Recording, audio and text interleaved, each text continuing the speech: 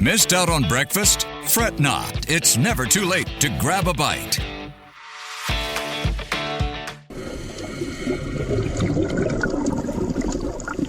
It's time to go deep sea diving on Breakfast Bites. It's International Scuba Day. This day is celebrated to unite divers from all over the world and promote the community of ocean lovers. Do we like to scuba dive here on The Breakfast Show?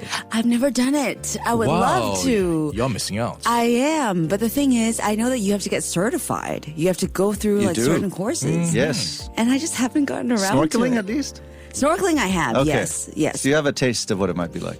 But scuba is apparently a whole different experience, right? You're going way lower and you're experiencing a very different kind of sensation when you scuba dive. Absolutely. It's a whole new world down there. It is. Right? I've tried in the Philippines, so not too difficult, especially if you've got a good instructor. And it does feel like a different world, almost like you're in space, because everything has different, I'm not sure how to put it, like a weight value. Like things are floating around, you're floating around, and something suddenly drifts by you. It feels quite surreal. It sounds a little scary, actually. It does, yeah. Scared of sharks, any of you?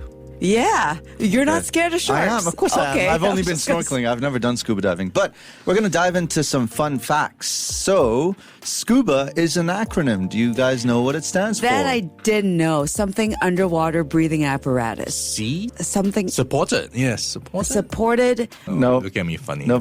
Breathing apparatus is correct, though. So just a little bit of context prior to telling you what that acronym stands for. A couple of Frenchmen designed the first reliable and commercially successful scuba diving equipment in the early 1940s. They called it Aqualung. About 10 years later, in the 50s, scuba had entered the public consciousness and started its journey to becoming an accepted word. It stands for self-contained underwater breathing apparatus. Yes, self-contained. I knew that. True or false, scuba tanks are not filled with oxygen? Oh, sounds like a trick question. It's got to be a mixture. Yeah, I'm thinking a mix. It has to have oxygen, otherwise you're not be able to breathe. Right? It's You're a right. mixture. You're right. It is a mix. While there is some oxygen in a scuba tank, it's not pure oxygen. They're actually filled with plain old air most of the time, which is exactly the same as what we breathe on land. So on land, we breathe in air, which is a mixture of gases, including oxygen, not pure oxygen. So at about 10 meters deep, the surrounding pressure is twice what it is at the surface. That makes the air we breathe twice as dense, and as our lungs are still the same size as they are at the surface, we need to breathe in twice as much air to fill them, which is why the tanks are filled with a lot of air.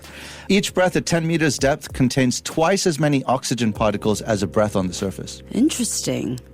Right? Yeah. I'm just thinking about the science behind it, like compressed air and all that. Yeah, it makes sense. What's the deepest scuba dive ever?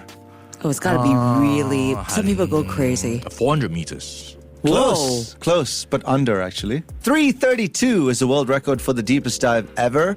This record was set back in 2014 by Egyptian diver Ahmed Gabr in the Red Sea.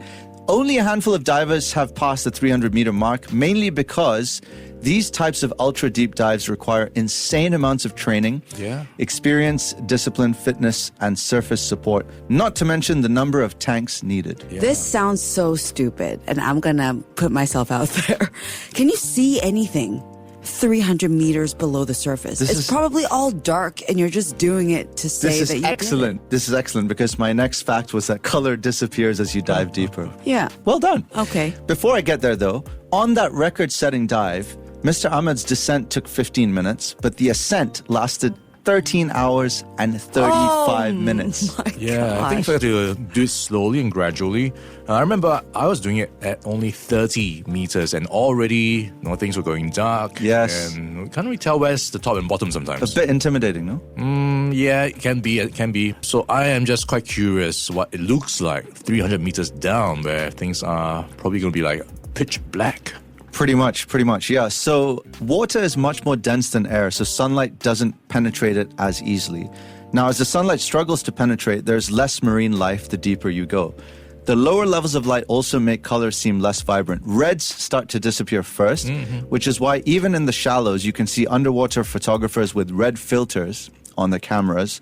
Many divers also carry a small torch during the day to help put more light onto the corals, revealing their more vivid colors. Okay. So, Audrey, gonna go for a 50-meter dive at least? Don't think so. No? Because you have to start slow, right? Okay. Well, this one might entice you. Scuba diving burns lots of calories. Oh, that I do know. I know you love to count calories. That I do know.